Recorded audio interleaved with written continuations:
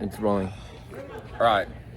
Hello, guys. Welcome back to Anxious Hour Podcast, and we're here on a beautiful Tuesday. Gerard's not even in the camera. Oh, yeah. See? This way. You And scoot. We're doing something a little bit You have different today. cooties. We have a new special guest, our teacher, Miss Plazola. Yo. Hello. All right, tell us a little bit about yourself before. What do you want to know? Everything.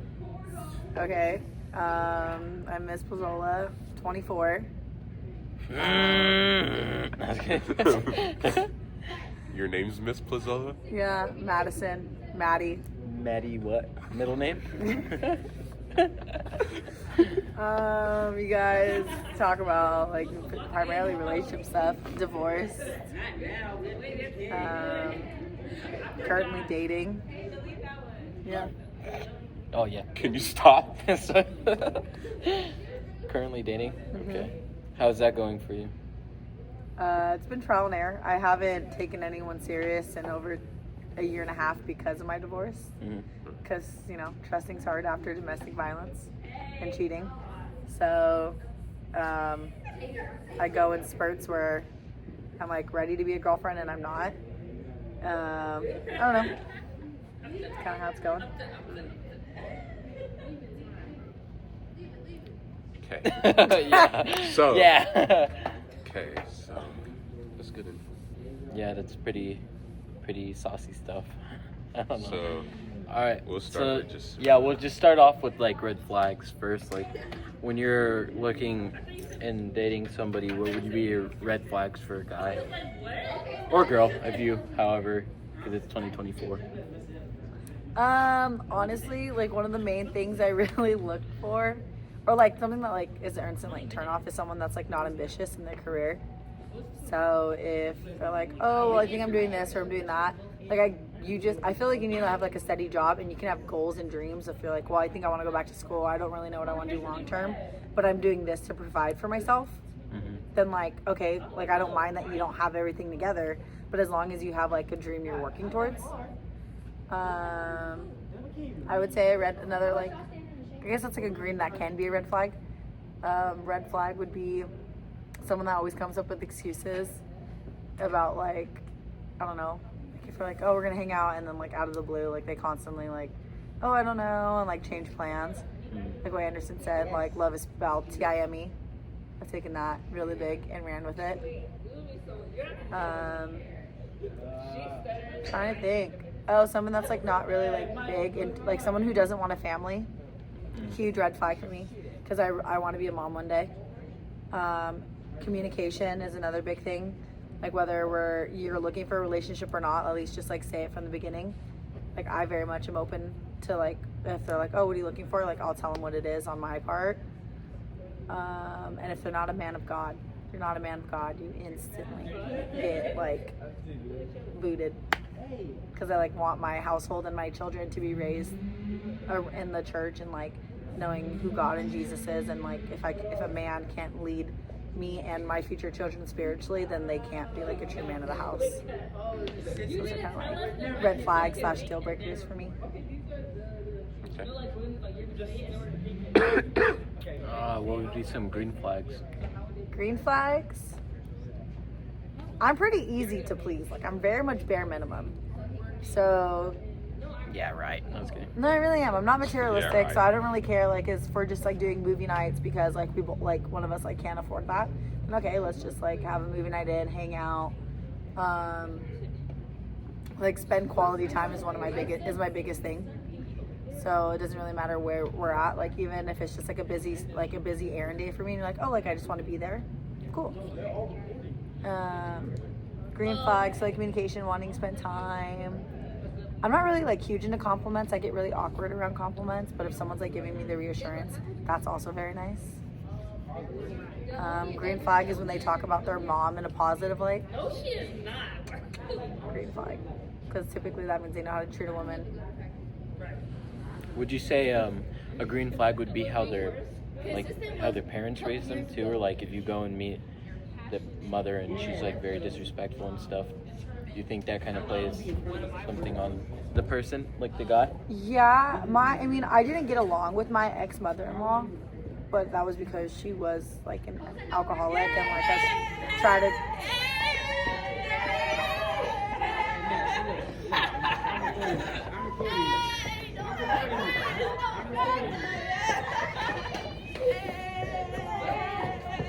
This is cut. Yeah. Anyways, but back to like if a person is like really like close to their mom, you said, right? Or basically like in that Like your regard. parents raised them a certain way. I feel like you can, when we talked about parenting styles, you can either like break the parenting cycle. So like you could have a good relationship with your parents or not, but I don't think that really like defines who you're going to be. Like it could change you for the better. Like I said, like I didn't get along with my ex-mother-in-law, but that was just because she had a drinking problem and she like was disrespectful towards my mom, and I don't do well with that. So there was already things lined up, and she wasn't a fan of me for whatever reason. So like we didn't get along. So like obviously now I'm like I want to get along with my future like in-laws because I know how hard it is on a relationship when you don't. But at the same time, if I love the person, then I love the person, and I'm willing to put up with whatever. Yeah. So you were talking about like time and stuff. Would you say your love language is time, like quality time, or what's Yeah. like your biggest thing? I'm very big on like wanting to see you. So if like my partner is working all day, and like I work all day, like yesterday I was here from 7 to 9 p.m. and it's like, well, we can't see each other all day, whether it was like, okay, like come to the game and like support my kids with me, or just come, let's like stay the night, like hang out together at night and like go to bed. But as long as like I can see you at some point or like FaceTime, then like I'm okay. Like just a quick little like, even though we both have outside jobs and lives, like, as long as we can connect and just like to talk about how the day was and still separate some time, even if it's like a 15-minute window, then like let's do that.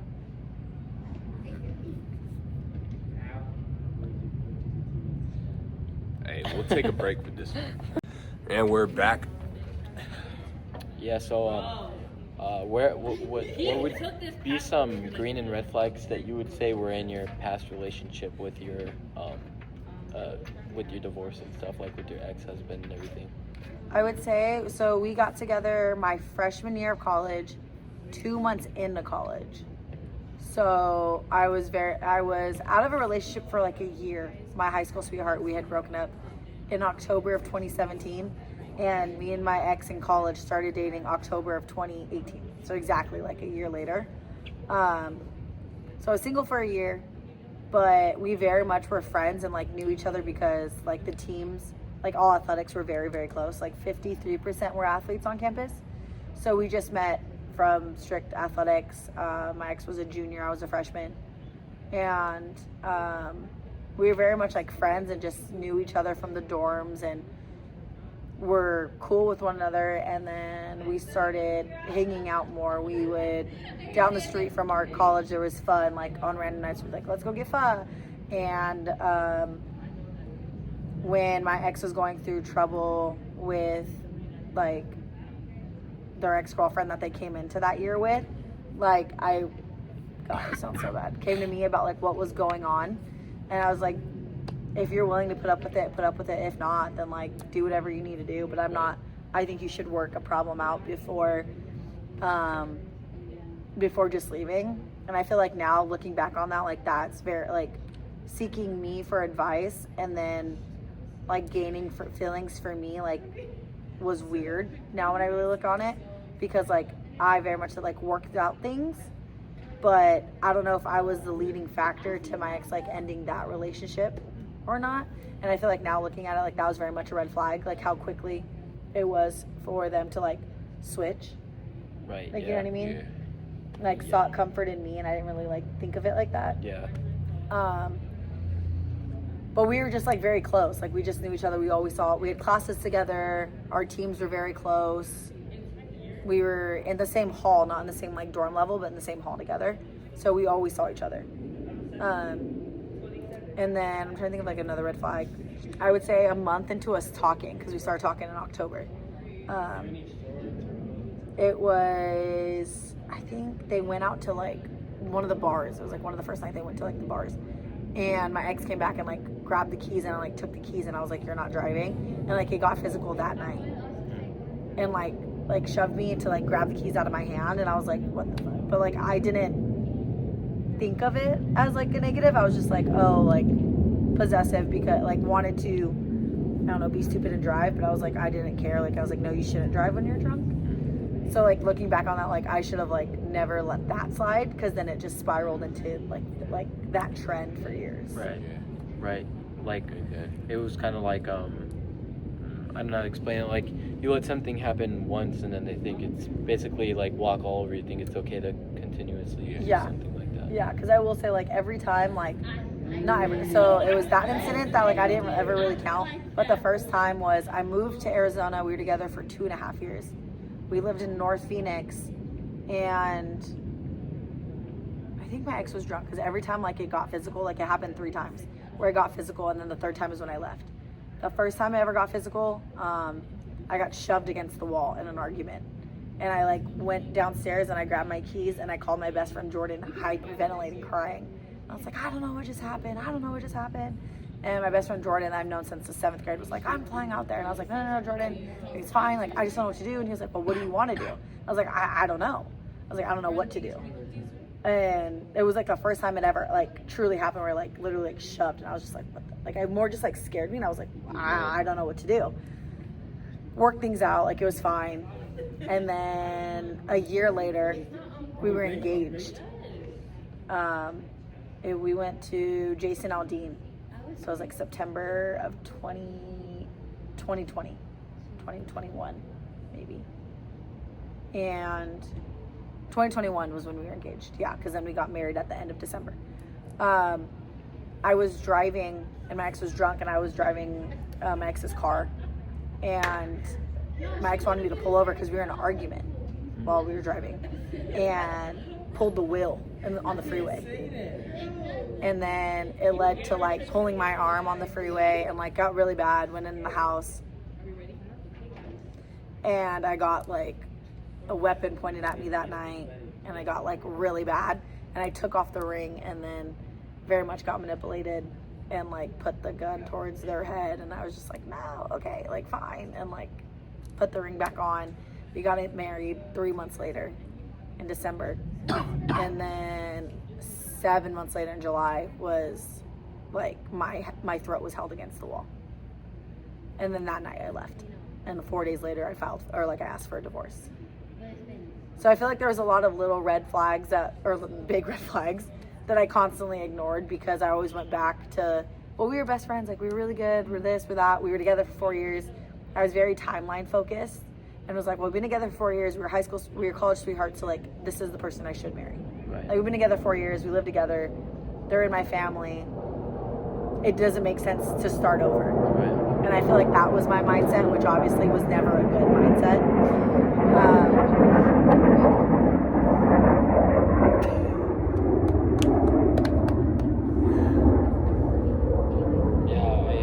I get that though, because I mean, I can't say I've ever been in a relationship like that, but yeah, I can understand where you feel like at the moment you're kind of blind to it because it's somebody that you love, or you think you love, or you have those feelings towards. But like I've said in previous episodes and stuff, and it's harder to sometimes keep the people you love with you than it is to actually leave, you know. And sometimes it's better on us to just let them go than it is to constantly stay, which it kind of sounds selfish, but I mean, it's not just doing you the good deed too, it's also doing that other person.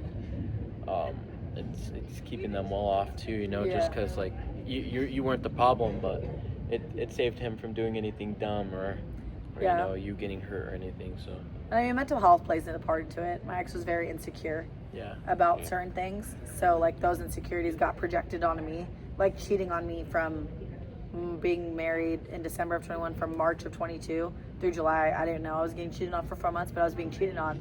So by being cheated on, it got flipped on me, like, what are you doing? Like, why do you want to do this? Why do you want to do that? And like now looking back, like it makes sense, but because of their own insecurity of not feeling, like, I guess I didn't make like my ex feel validated enough that they sought it from somebody else, that since they were cheating, they flipped it on me. And that's why it got so like dark and toxic. So I feel like if I would have paid attention to those little things, but like those arguments and those accusations when you know you're not doing anything and you're married, like doesn't mean anything to me. I feel like I just thought I was like, okay, like it's an insecurity. Like maybe I should dress differently. Like maybe Right. I shouldn't go get my eyelash extensions because it doesn't make you feel like good about it. I don't know. Like there was like little things that like my ex projected onto me, but it was because they were doing me dirty the entire time without me realizing it. Right. So like I put a lot of the blame on me.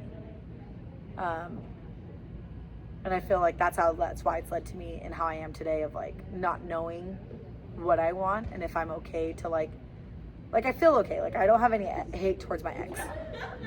Like I'm open to trusting somebody. I'm open to trusting somebody with my safety. There's just at 24, like some people take it 180 or like it doesn't matter when I'm like, oh, I'm divorced. Yeah. So it's kind of like an awkward conversation to have at first. Yeah, I wouldn't blame you though or anything with all that, because there's just some people who show you what you want to see, and then once you get with them or once you're in a relationship, they kind of become the person that they really are, you know. So I don't. I've seen it firsthand with a lot of people, but yeah, for all the people who are watching too, just learn from us, you know, and you guys aren't alone. If you guys ever need help, we're here to help you guys too. So now we're gonna talk to Miss P, just like about those experiences. Like, so would you say now with all you went through, you know what to look out for, and like when trying to get into a relationship? Yeah, I feel like now I usually give people the benefit of the doubt, like a lot of the time, and like that was my thing in the back. Like in my past, I've always give somebody the benefit of the doubt. Mr. Anderson has honestly helped me a lot with that, like about saying like I need to stop giving people, like when I tell him things, he's like, you need to stop giving the benefit of the doubt, like this is actually probably what they're doing. And he's like, you need to make people like earn your trust and like earn you as a person.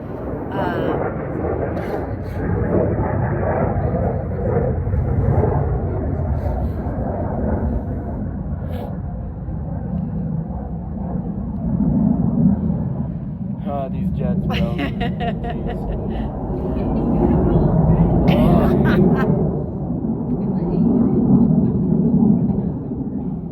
still going, bro. Alright. Okay.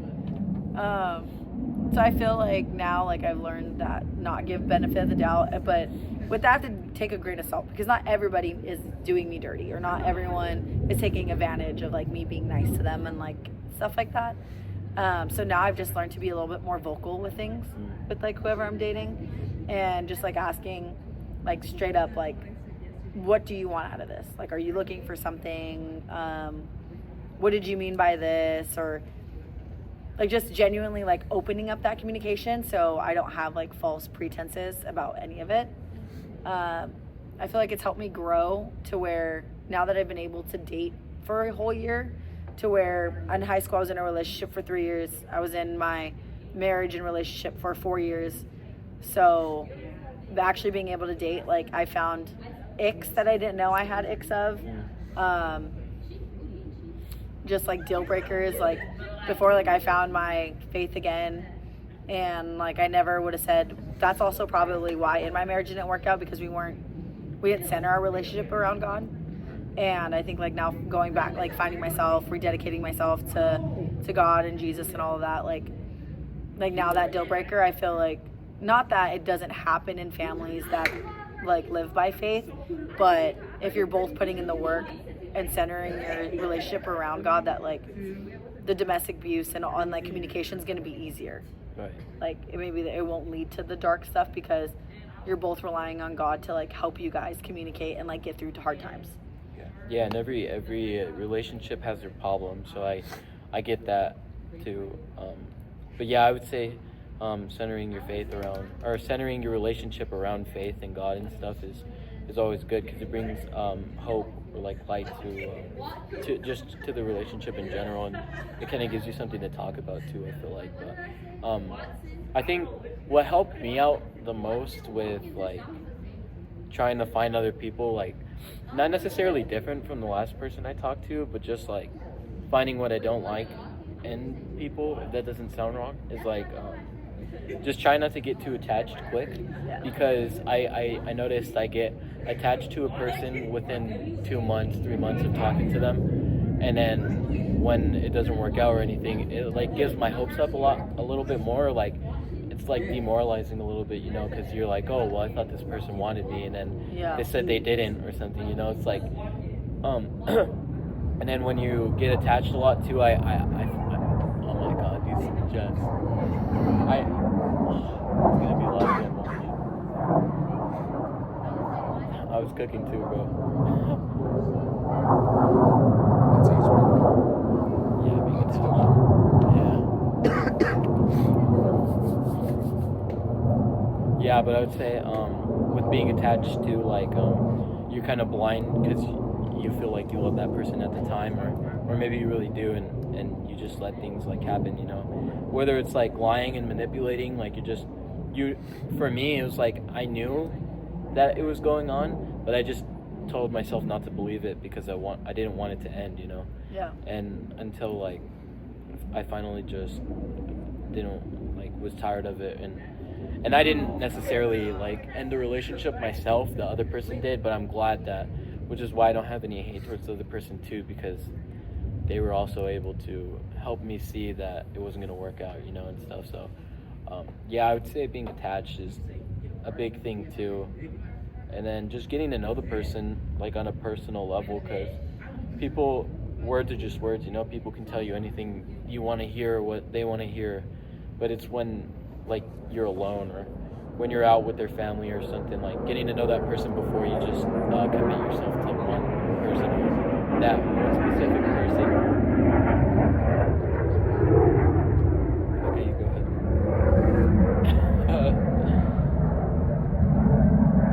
Go Are you ahead. serious?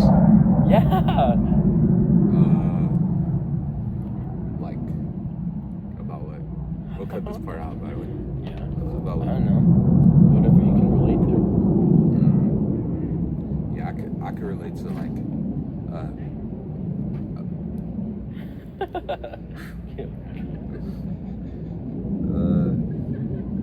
I could kind of relate to being attached because then when the person leaves, then you're all sad because